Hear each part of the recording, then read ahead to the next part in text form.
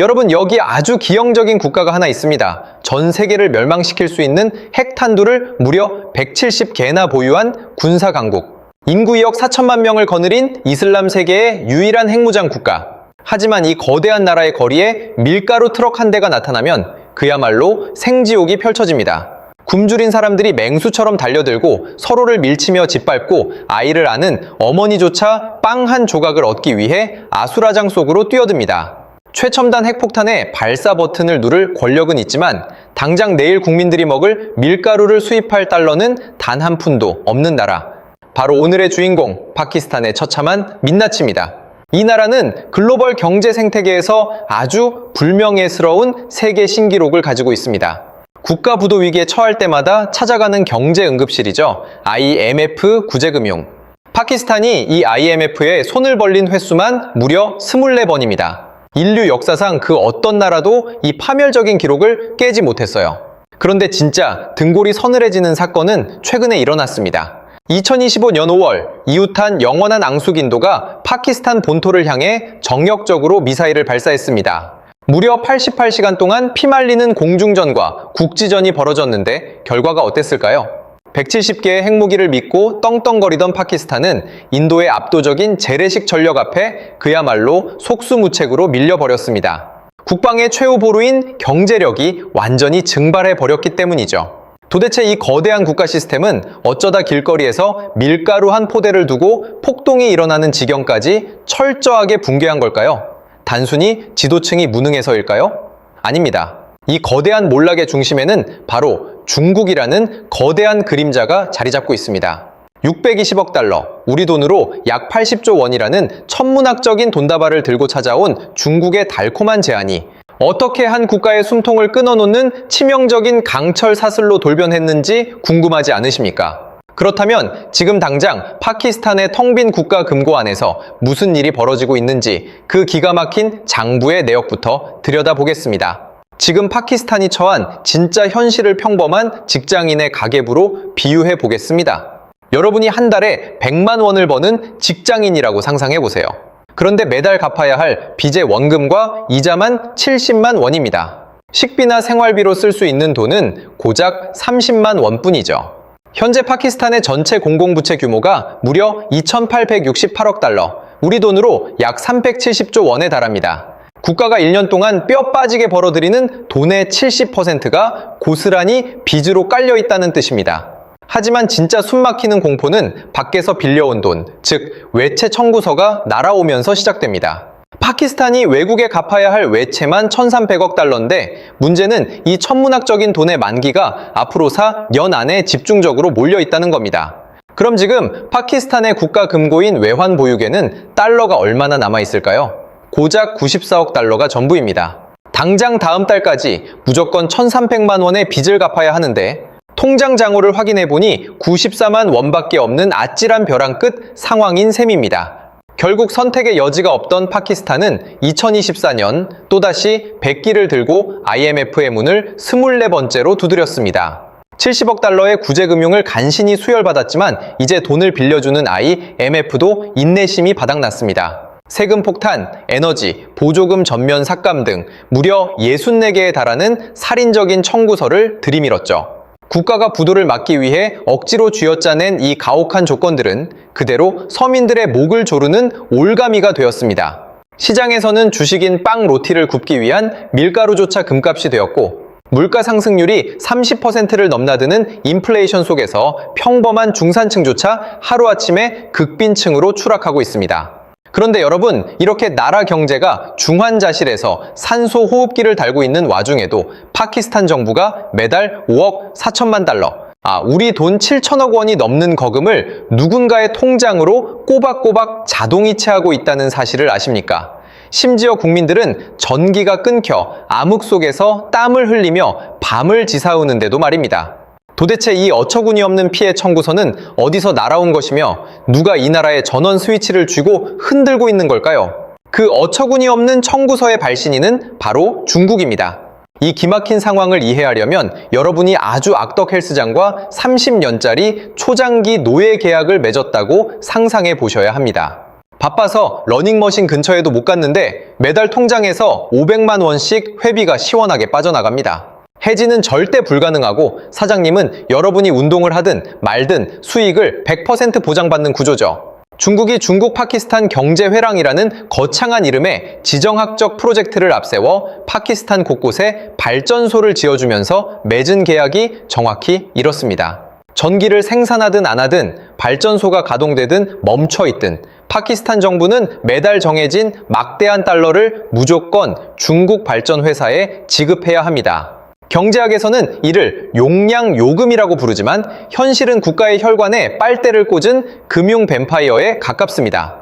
중국은 개발도상국의 절박함을 이용해 인프라를 깔아주고 국가의 인질로 삼아 확실한 수익을 뽑아내는 1대1로 BRI-의 전형적인 부채 함정을 파놓은 것입니다.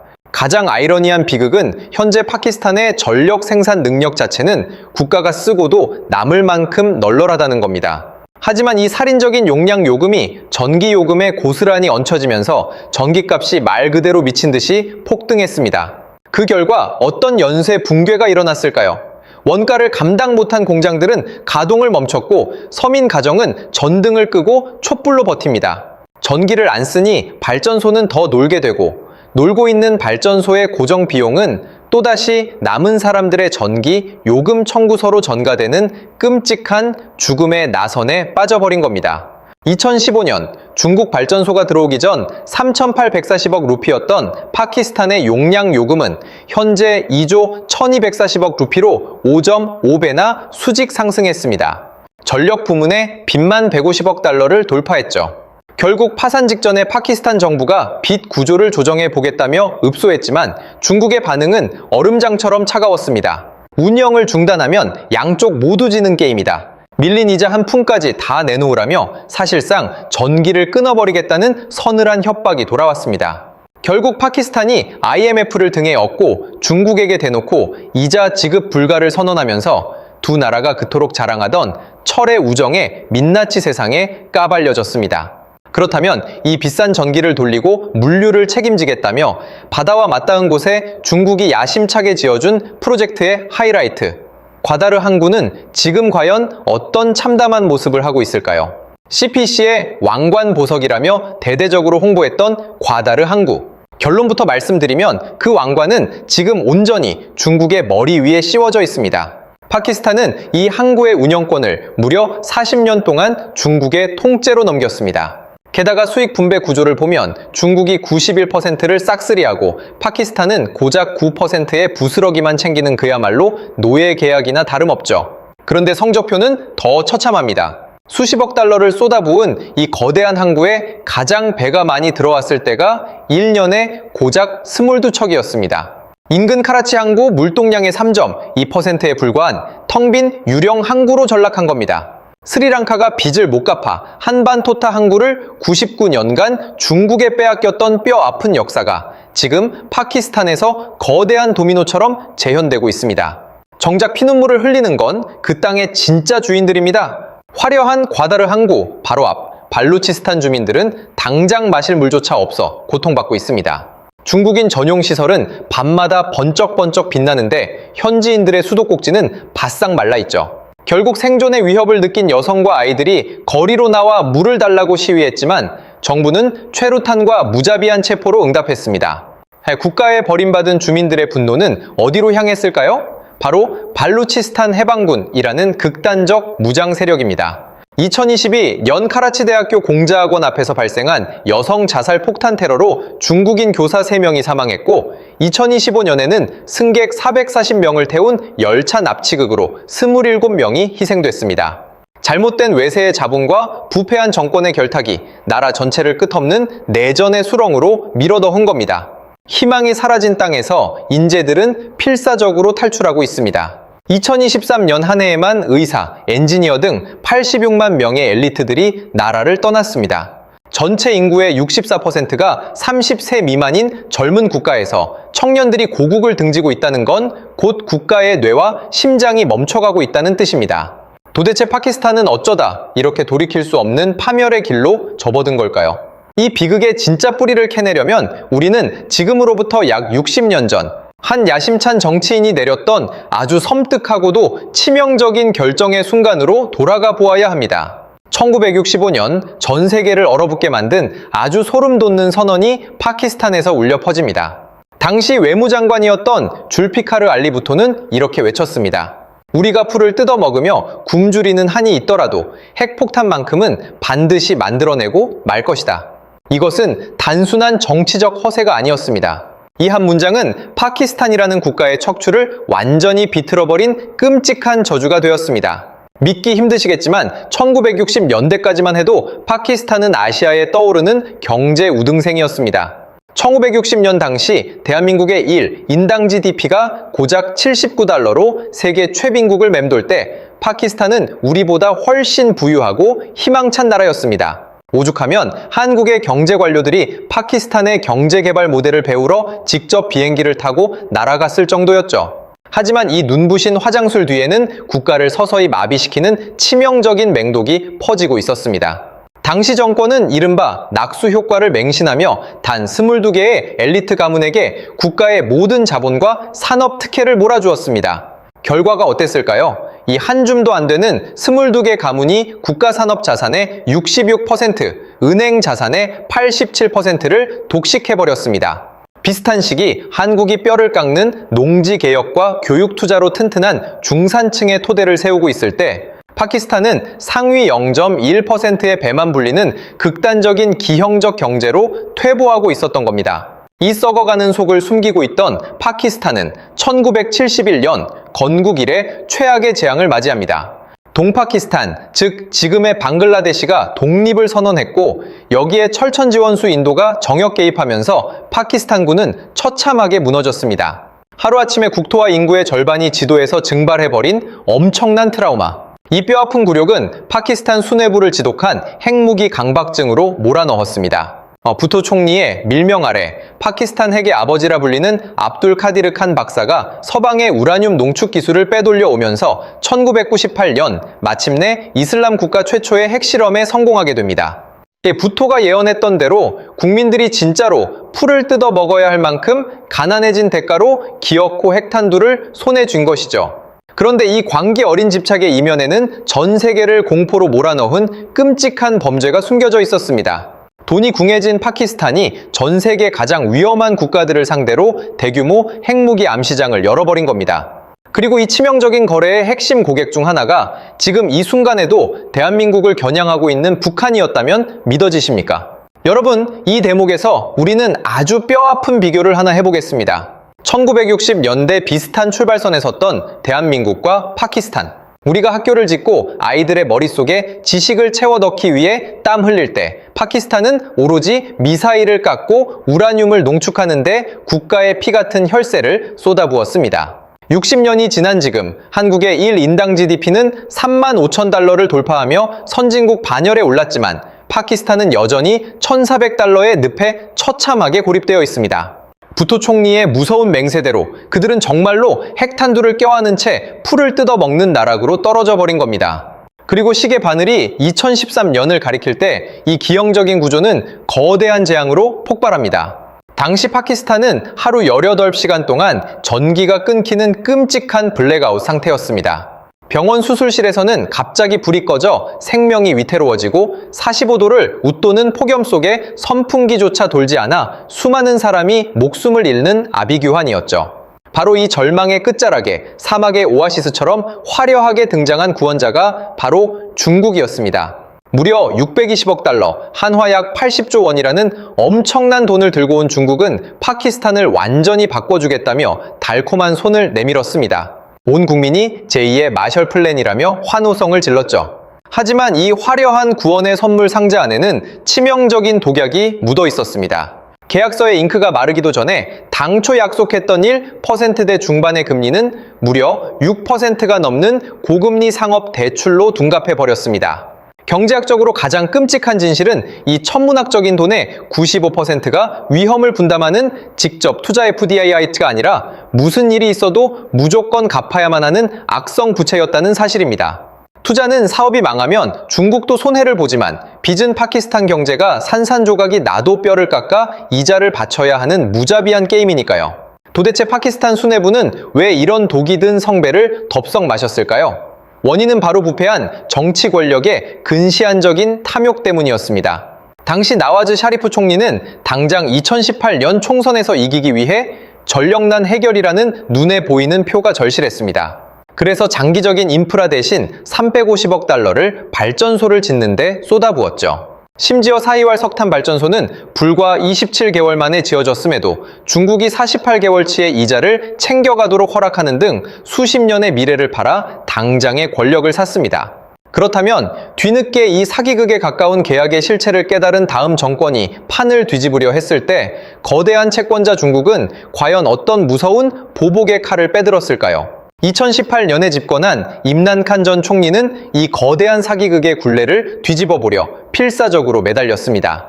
중국에게만 절대적으로 유리하게 설계된 이 비정상적인 계약을 전면 재검토하자고 요구했죠. 하지만 중국의 대답은 얼음장처럼 싸늘했습니다. 이미 서명한 계약은 단 한 글자도 고칠 수 없다. 참다 못한 파키스탄 정부가 IMF의 구제 금융을 받기 위해 중국과 맺은 은밀한 독소 조항들을 IMF 측에 폭로해버리는 초유의 사태까지 벌어집니다. 뒤통수를 맞은 중국은 불쾌감을 감추지 않으며 자금줄을 조였고 IMF는 더욱 가혹한 긴축을 요구했습니다. 양쪽의 끔찍한 압박 속에 국가 재건을 위해 쓰였어야 할 소중한 5년이 통째로 날아갔습니다. 빚을 갚을 달러를 벌어들일 공장은 삽조차 뜨지 못했는데 천문학적인 청구서, 만기일만 코앞으로 다가온 진퇴양난에 빠진 겁니다. 자, 이제 파키스탄이라는 나라를 하나의 거대한 체스판이라고 상상해 보시죠. 이 무자비한 게임판 위에는 각기 다른 목적을 가진 4명의 플레이어가 있습니다. 돈줄을 쥐고 있는 중국, 시스템을 통제하려는 감시자, 미국과 IMF, 이 나라의 진짜 지배자인 군부, 그리고 아무 발언권도 없는 2억 4천만 명의 국민들입니다. 비극적이게도 진짜 주인이 되어야 할 국민들은 그저 거대 권력들이 벌이는 체스판 위의 말처럼 소비되고 희생될 뿐입니다. 여기서 우리가 주목해야 할 가장 기형적인 괴물은 바로 군부입니다. 파키스탄 군대는 국경을 지키는 단순한 안보 조직이 아닙니다. 사실상 국가 경제를 집어삼킨 최대의 거대 재벌 그룹이죠. 당초 퇴역 군인들의 복지를 위해 조그맣게 시작했던 파우지 재단은 이제 국민들이 아침에 먹는 시리얼부터 건설 현장의 시멘트, 심지어 은행과 보험, 정유사까지 싹쓸이하는 가치 60억 달러짜리 메가 코퍼레이션이 되었습니다. 군부가 파키스탄 전체 토지의 12%를, 그것도 대도시의 노른자 위 땅만 꿰차고 있습니다. 아파트 단지 앞에서 장갑차와 진짜 무장군인들이 보초를 서고 고위 장성들이 막대한 부동산 분양 수익을 쓸어 담는 구조입니다. 세금 면제에 정부 특혜까지 독식하는 이 군부 마피아와 싸워서 이길 민간 기업이 과연 존재할 수 있을까요? 2021 연전 세계를 발칵 뒤집은 판도라 페이퍼스 폭로는 이 나라의 썩어빠진 민낯을 정확히 보여주었습니다. 나라 경제가 폭망해서 IMF에 제발 돈 좀 빌려달라고 애걸복걸하는 와중에도 이 나라의 장군들과 상위 1% 대지주 정치인들은 런던의 호화 저택과 두바이의 수조, 원대 초호화 부동산을 쇼핑하고 있었습니다. 나라라는 큰 집에 무서운 화마가 덮쳤는데 집주인이라는 자들은 소방 호스를 들 생각은 안 하고 자기 금고의 보석만 챙겨서 도망칠 궁리만 하는 꼴입니다. 그렇다면 국민들이 피땀 흘려낸 세금과 외국에서 간신히 빌려온 그 아까운 달러들은 도대체 어떤 기괴한 먹이사슬을 거쳐 누구의 주머니로 증발해버리고 있는 걸까요? 이 나라의 돈이 흘러가는 기괴한 먹이사슬을 추적해보면 그야말로 절망적입니다. 텅 빈 서민들의 지갑에서 쥐어짠 피 같은 세금은 미친 듯이 폭등한 전기요금 청구서로 둔갑해 고스란히 중국 발전소 사장님들의 주머니로 직행합니다. 자, 부족한 국가 예산은 다시 IMF에 굽신거리며 빌려오고 그 빚으로 또다시 중국에 진 빚의 원금과 살인적인 이자를 갚아나갑니다. 이것은 국가 경제라는 거대한 시스템이 파산 직전에 개인이 하는 가장 최악의 행동인 신용카드 돌려막기를 70년째 하고 있는 것과 다름없습니다. 엎친 데 덮친 격으로 파키스탄의 목을 조르는 것은 돈 문제뿐만이 아닙니다. 이웃한 숙적 인도는 아예 파키스탄의 숨통을 끊어놓을 준비를 하고 있습니다. 카슈미르 지역의 테러를 명분으로 인도가 정역적인 미사일 공습을 감행했던 88시간의 전쟁에서 파키스탄 공군은 그야말로 철저하게 짓밟혔습니다.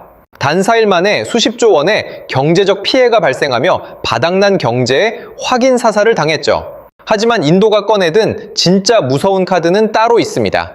바로 물의 무기화입니다. 파키스탄 농업과 식수의 생명줄인 인더스강의 물줄기를 인도가 상류에서 댐으로 틀어막겠다고 위협하고 나선 겁니다. 만약 인도가 물길을 끊어버린다면 2억 4천만 명의 파키스탄 국민은 미사일이 날아오기도 전에 주식인 빵 한 조각 굽지 못하고 문자 그대로 굶어 죽게 됩니다. 여기에 국토의 3분의 1을 물에 잠기게 만든 기후재앙과 극심한 가뭄까지 이 나라를 무자비하게 강타하고 있습니다. 매일 평균 11명의 무고한 생명이 테러로 산산조각 나는 아비규환의 생지옥.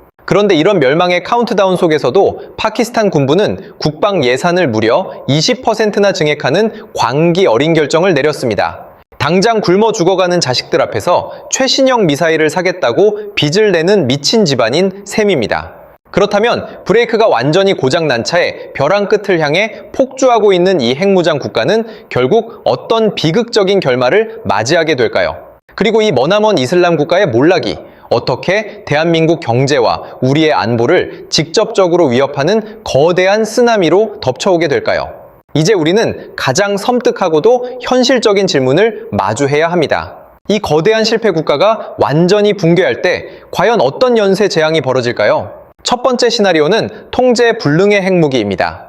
국가 시스템이 마비된 틈을 타 170개의 핵탄두가 극단주의 테러 세력의 손에 넘어간다면 어떻게 될까요? 과거 파키스탄의 수뇌부가 북한의 핵 기술을 팔아넘겼던 역사적 사실을 기억한다면 이는 결코 영화 속 상상이 아닙니다.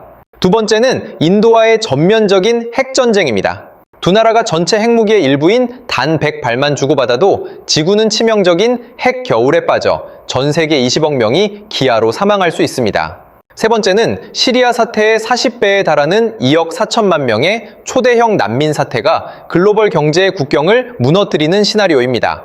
하지만 가장 유력하고 잔인한 결말은 파키스탄이 죽지도 살지도 못하는 좀비 국가로 연명하는 것입니다. 미국도 중국도 이 핵무장 국가의 완전한 폭주를 두려워하기에 근본적인 수술 대신 당장 숨이 끊어지지 않을 만큼만의 링거를 꽂아두며 끝없는 부채의 감옥에 가둬둘 것입니다. 이 머나먼 나라의 비극이 왜 대한민국의 경제와 직결될까요? 지도를 펼쳐보십시오. 파키스탄의 앞바다는 한국이 수입하는 중동 원유가 지나가는 핵심 대동맥 아라비아해입니다. 파키스탄이 내전이나 극도의 혼란으로 치닫게 되면 당장 해상 물류망이 마비됩니다. 이는 우리가 주유소에서 넣는 기름값의 폭등을 넘어 수입과 수출에 의존하는 한국 경제 전반에 치명적인 인플레이션 쓰나미를 몰고 올 것입니다. 게다가 파키스탄에서 잉태된 그 위험한 핵기술은 이미 북한으로 흘러가 우리의 머리 위를 직접적으로 겨냥하고 있습니다. 이는 결코 바다 건너 남의 나라 이야기가 아닙니다. 1960년대 같은 출발선에 섰던 한국과 파키스탄. 한 나라는 피땀 흘려 교육과 산업이라는 미래를 선택했고 다른 한 나라는 권력을 위해 총칼과 핵무기라는 파괴를 선택했습니다. 국민을 먹여 살릴 시스템 대신 미사일에 집착하고 외세의 자본에 눈이 멀어 빚의 잔치를 벌인 대가는 이토록 참혹합니다. 여러분은 과연 국가를 지탱하는 진짜 무기가 무엇이라고 생각하십니까? 오늘의 이야기가 우리가 발딛고 선 현실을 되돌아보는 계기가 되었기를 바랍니다. 이 묵직하고 깊이 있는 분석이 마음에 드셨다면 좋아요와 구독을 꾹 눌러주세요. 여러분이 남겨주시는 댓글 하나하나가 다음 다큐멘터리를 만드는 가장 강력한 동력이 됩니다.